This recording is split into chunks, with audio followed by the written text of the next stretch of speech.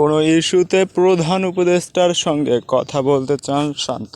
শুনছিলেন শিরোনাম, এবার বিস্তারিত। তো বন্ধুরা, আপনারা যদি আমাদের চ্যানেলে নতুন দর্শক হয়ে থাকেন, অবশ্যই চ্যানেলটি সাবস্ক্রাইব করে রাখবেন, যাতে করে প্রতিনিয়ত আমাদের নতুন আপডেট ভিডিওগুলো পেতে পারেন। পাকিস্তানের বিপক্ষে টেস্ট সিরিজ চলাকালে ঢাকায় হত্যা মামলা হয় সাকিব আল হাসানের বিরুদ্ধে। মামলা নিয়ে খেলে যান টেস্ট সিরিজ।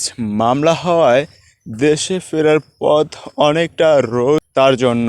যদিও আইন উপদেষ্টা নিশ্চয়তা দিয়েছেন অহেতুক হয়রানির শিকার হবেন না সাকিব। এরপরও সুযোগ পেলে এ মামলা ইস্যু নিয়ে প্রধান উপদেষ্টার সঙ্গে কথা বলতে চান বাংলাদেশের অধিনায়ক নাজমুল হোসেন শান্ত।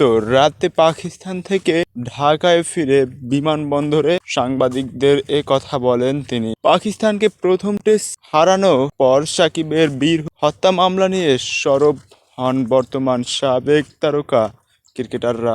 এটিকে মিথ্যা মামলা উল্লেখ করে সামাজিক যোগাযোগ মাধ্যমে